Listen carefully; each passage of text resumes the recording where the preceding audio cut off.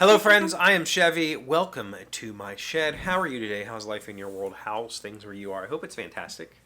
Everything here is great. Uh, y- um, Yesterday, I watched a video that sent me on a little bit of a spiral, and it is once again from Van Neistat. I will link it in the description. I think it's worth watching uh, for anybody who happens to be creative. It's called something like "Are You Really a Filmmaker?" or something like that. But it's not really about that. I mean, it is about his personal adventures doing filmmaking, but it's more about like finding the thing and going for it. And we've talked about this countless times that I've never found my thing. I've been searching for my thing for 45 years and I still haven't found it. I don't know what it is. And he talked about when he started doing filmmaking, he wanted to be a writer. Like he thought, I'm going to be a writer. He read Hunter S. Thompson, decided I'm going to be a writer, tried it, did not stick. But when he started making like video essays, like little movies, he found himself like 1,000% absorbed, and that's all he wanted to do and think about, and that's been his life ever since. And um, he kind of linked it to like almost like a drug, like being an addicted, being an addict. That the drive to do the thing becomes everything. And man, that hurts because I've never found that thing. There is nothing in my life. There have been moments in time where this is my thing. We've talked about that too, where I will have 1 to 6 months of this. I am this. This is what I'm going to do. And then one day it's like suddenly there's a light switch that just goes bam, you're done with that thing. You're never going to do it again. And I lose all that focus, all that energy. I lose all of my passion for it. That has happened to me hundreds of times. There are very, very few things in my life that I have come back to. Woodworking, making, that has been kind of a part of me forever. But it wanes. I haven't made anything. 2 months ago, I made the top to a end table. I still have. That's the last thing I've done in here. I haven't done anything in here. That's not true. I've cut molding to do upstairs molding work around the doors. Other than that, I haven't come down here and tinkered. I mean, I haven't put tools away. Why is there a sharpening jig laying here? I don't even know what I was sharpening. Um, I haven't done anything, but I'll come back to it.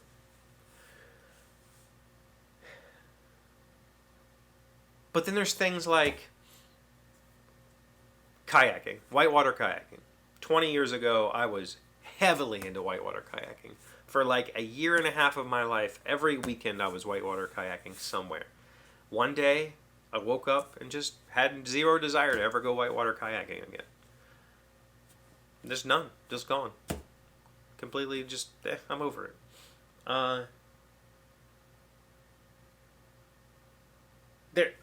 There's so many of those, it's hard for me to think of one.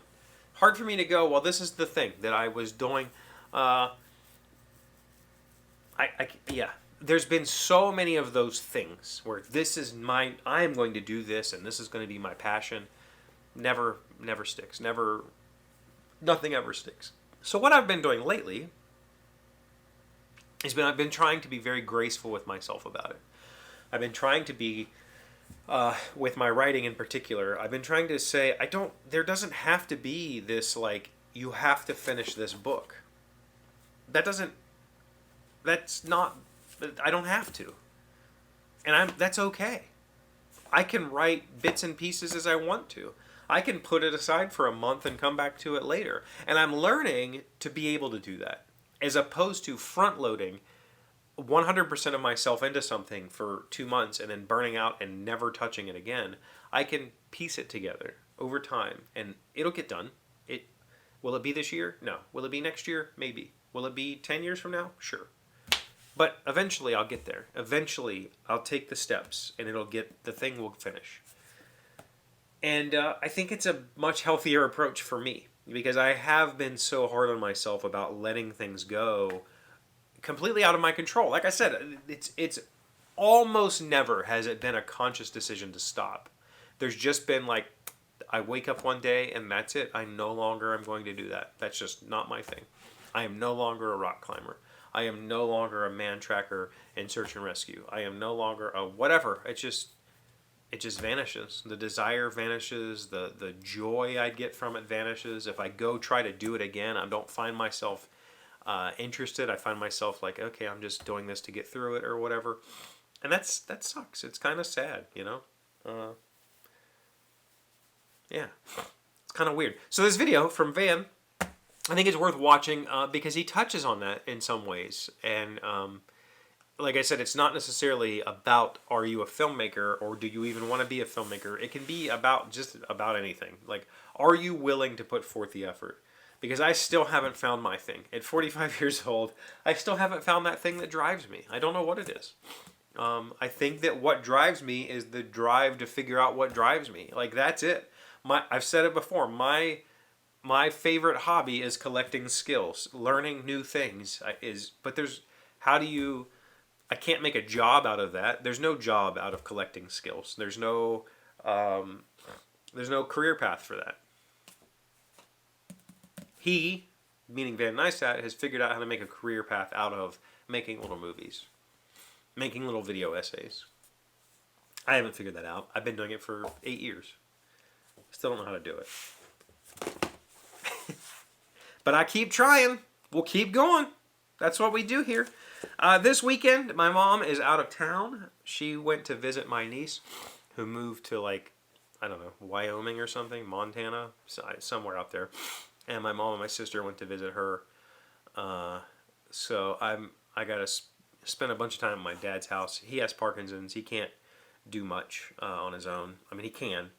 He can do a lot on his own, but there's always the risk that he falls, can't get up, and will just have to lay there and suffer, and that's not cool. So I'll spend a whole bunch of time with him over the next 4 days, which is good. I get to chill with Dad for a while. It's not something I get to do very often, and it will have its own rewards and interests that make life fun, and hopefully it's not a preview of what I have to go through or what my wife will have to go through. Hopefully it's not a condition I have to worry about, because it's for him, it's not like the Michael J. Fox Tremors. For him, it's often his body just doesn't respond to his impulses. So he'll try to stand up and can't. He muscularly can. He'll try to walk and can't. His feet will just barely move. Chewing is often a problem. He'll be eating and then he cannot chew. Like, his mouth just stops working. And that's super frustrating for him. So I think it's important to be there, let him know he's not alone, whatever. Mom's not abandoning him or anything like that. Trust me, he doesn't think that way. But whatever, other people do. So what do you got going on this weekend? Anything exciting? Oh, we also have a softball party. We're having an end of year party tomorrow for softball.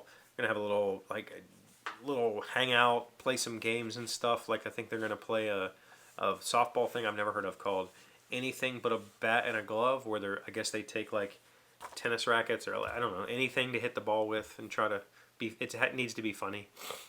I don't know. We'll see. Yeah, that's gonna be my weekend. That and reading. I'm going to try to finish those books I talked about yesterday.